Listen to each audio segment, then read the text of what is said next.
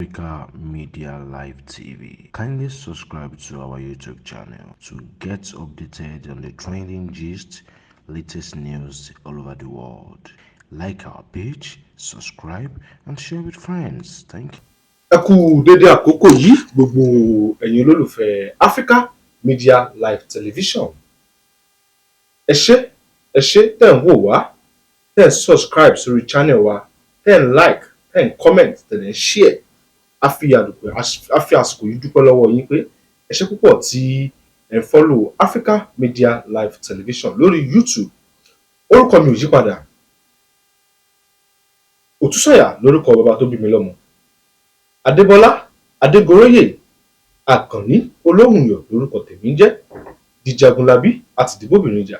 The one and only Baba Gbádùn General ló ń kẹ́sìn náà lọ́wọ́ lásìkò tá a wà yìí lórí ìkànnì Africa Media Live Television lórí ètò tá a wà ń bẹ̀ ètò sọ tiẹ̀ kí n sọ tèmi. Àmọ́ kí ni mo fẹ́ sọ fún yín lọ́jọ́ ti tòní? Ṣé rí bí kan ṣe ń lọ Nàìjíríà yìí ó ní ìdààmójútó báyìí. Ó ti nídìí kí a mójútó ní gbogbo ọ̀nà tó bá lè ṣeé ṣe láti mójútó.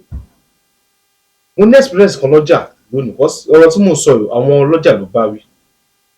Wọ́n ti sọ́nà pé àwa Yorùbá àwa ni a máa ń ṣera wa, àwa là ń fi ọwọ́ ara wa ṣera wa. Mo ṣe test kan lénìí lọ́jà lónìí. Mo dé ọjà, mo fẹ́ ra ata tí àwọn olóyìnbó mọ̀ sí pepper. Wọ́n ń ta tomatoes mẹ́rin ní 200, wẹ́wẹ́wẹ́ ní 200. Mo wá ra rodo tomatoes gbogbo ẹ̀ lápapọ̀ 2000 naira. Mo wá lọ bá ọmọmọ́là tó ń ti ata pẹ̀lú wheelbarrow, mo rà lọ́wọ́ tiẹ̀ náà, mo ra wọn ní 2000 naira. Mo wá délé mo wá yọ síra wọn.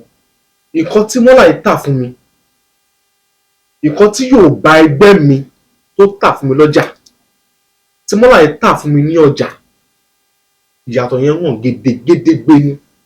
And kò ṣe lórí ata nìkan, there are many things like that tí wọ́n ń tà lọ́jà tó yẹ kó ti wọ́n jù, tó yẹ pé ẹlòmíì gan ò lè afford àti rà.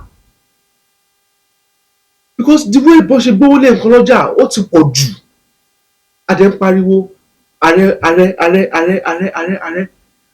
Wọ́n bó ṣe ààrẹ Aṣíwájú Bọ́lá Ahmed Tinubu ṣáwọn ni wọ́n ní kí wọ́n gbówó lẹ́wọ̀n kan báyìí? Àbí kí ni ìdí ẹgbówó lé ìrẹsì àtẹ̀gbọ́ pé ìrẹsì ń gba bọ́dà wá, ẹgbówó lé tọ́kí, ẹgbówó lé chicken, ẹgbówó lé ata, ẹgbówó lé òróró, ẹgbówó lé epo, ẹgbówó lé gàrí, gbogbo wọ́n rẹ́bẹ̀rẹ́bẹ̀ lọ́jà. O ò lè fi 5,000 naira sí ọbẹ̀. Ó kódà 5,000 o ò lè fi ṣe stew. Bóyá èmi àtàwọn ọmọ bàtà fáwọn ẹ̀ka dín stew o 5,000 ká pẹ̀lú bí ata ṣe wọ́n sìn.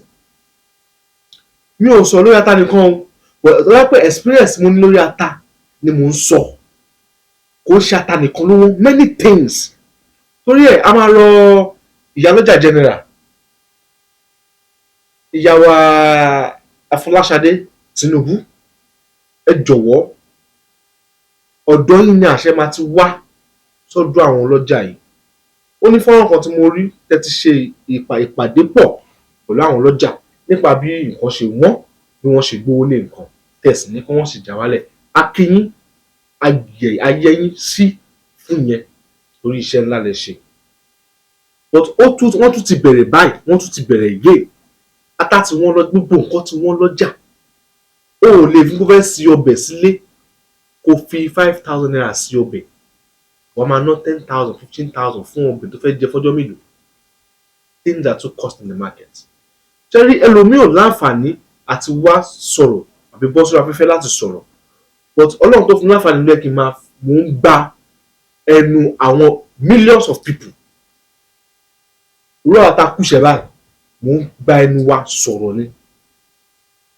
Èmi náà kúṣẹ̀, èmi náà ṣe struggle ni. So ẹ jọ̀ọ́ torí Ọlọ́run, ẹ̀yin tẹ́ ń gbówó lé nǹkan lọ́jà, please, it's getting too much. It is getting too much. We are tired. Please, we are very, very tired of all this. Things are costing the market. Not only in the market, everywhere. Even transport.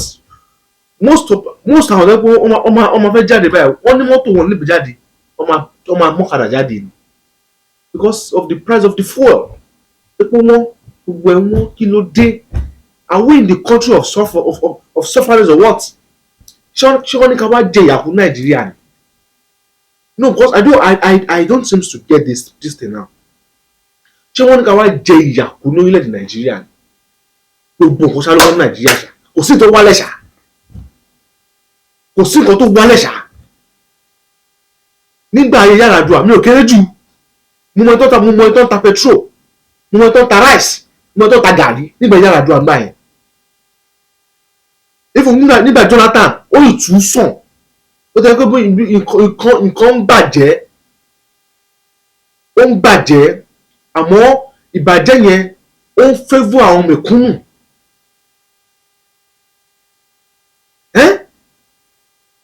Nǹkan yìí tún sàn níwọ̀nba. Kí ni ṣé bàbá ṣe Buhari débẹ̀ fún báyìí ó di gẹ́gẹ́ ó ní. Àti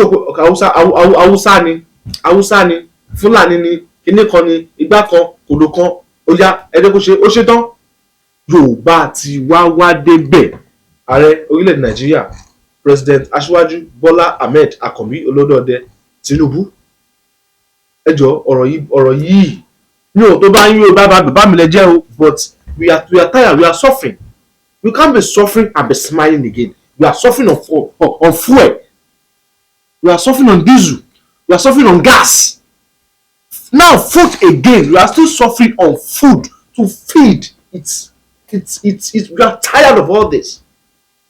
We are tired. Things are too costly in the market. Kí ló dé? Ata márùn 200 naira kí ló ṣẹlẹ̀? Ṣé àwọn tomatoes náà kò ṣe tomatoes ńláńlá o, ojú bòǹbà kékeré báyìí ni márùn 200 naira. Kí ló dé? Kí la ṣe wá kí la ṣe fún tó ìgbọ̀n kò yé wa mọ́ báyìí, because we don't understand it anymore. O lè ní o fẹ́ rẹran lọ́jà, kò fẹ́ rẹran 5,000 naira, o máa bí rẹran 500 naira nígbà yẹn ni. Ẹ jọ̀ọ́ tó lọ lọ́hùn, mo fẹ́ àsìkò yìí ń rọ ẹ̀yin ìjọba wa, ẹ jọ̀ọ́ lẹ́rí àwa la mọ nǹkan tá à ń face. Ẹ̀yin ti lówó lọ́wọ́ náà, ẹ̀yin wà ókè, ẹ̀yin bí happy bíi àwọn òbí we are suffering here now. Ẹ rí wa, àwa mọ bó ṣe ń lọ lọ́dọ̀ sí náà, ẹ̀yin ò rí àwa. You are not seeing us.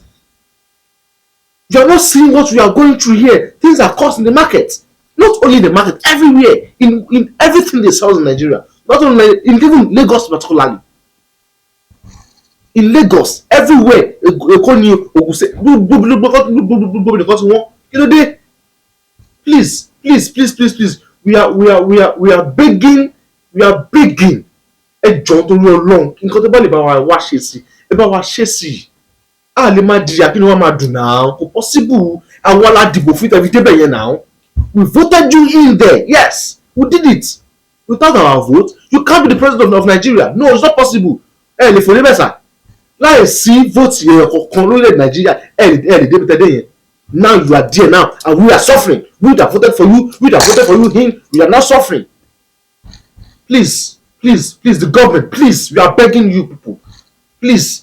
Put a dẹ́pẹ́ gbogbo pé kan ṣe wọ́n ó máa wálẹ̀, ẹ jẹ́ kó wálẹ̀, because ẹlòmíì tẹ́ pé a lọ síbi iṣẹ́ 2,015 ló máa ní ibi iṣẹ́. Báwo ló fẹ́ jẹun? Ó dẹ̀ lọ́mọ, ó lẹ́bí. Ẹlòmíì 20,000 ló ń gbà lóṣù, 5,000 ló ń gbà lóṣù. Báwo ló fẹ́ split yẹ? Á lè lọ ibi iṣẹ́ oṣù èmi, ó máa transport nínú ẹ̀, ó máa jẹun nínú ẹ̀, ó máa sanwó oṣù ọmọ nínú ẹ̀. Please, why things are like this for us? Generation títí wà lórí báyìí fún wa. Please, ẹ jọ̀ọ́ torí Ọlọ́run, because káníkì máa sunkún ni máa sunkún, máa sun ẹkún, because ìyà yìí ti pọ̀jù fún wa. Iyaloja, ẹ jọ̀ọ́ torí Ọlọ́run, please help us find a solution to this. Ẹ pe meeting, bóyá máa tún kàn dá meeting again fún bẹ́ẹ̀ pẹ̀lú àwọn aláta, because ata ni mo ní experience ẹ̀. Ìdí ata ni mo ti ní experience kan báyìí. Bóyá máa pe another meeting pẹ̀lú àwọn aláta ni. Please do something for us, not for only me, for every one of us. Not only me here. So kò ń ṣàtàn nìkan mo tẹ́sí olóńkan ni pé Ọlọ́run máa ń fà náà lè ṣe program yìí ló yẹ ká ṣe sórí ìkànnì African Media Live television kẹ́ lè mọ nǹkan tí à ń face ní Nàìjíríà ní Èkó ní Kòròdú ìbá ni mo sọ. Why? Things no, it's everything is not smiling anymore. No, for real, it is not smiling anymore. It's not smiling anymore. It is getting worse and worse every day. It's not supposed to be that way. So we are urging from the president to the local government chairman of Korodu here. Please help us to look into this. Help us to look into because àwọn tó ń ta náà mi ò blame wọn. Nǹkan tó kà lọ́jà náà wá tà. Ó mọ̀ ẹni pé òun ti lé òun tún kó wọn lé òun tún lé kóun tiẹ̀ rí owó ọkọjà tóun bá tẹ̀lé lè mú kóun tiẹ̀ kọ́kọ́ ní owó ọjà tóun lọ rà ná ló fi lé ní mẹ́ta mẹ́rin ₦200 mẹ́ta mẹ́rin tó mẹ́ta mẹ́rin márùn ₦200.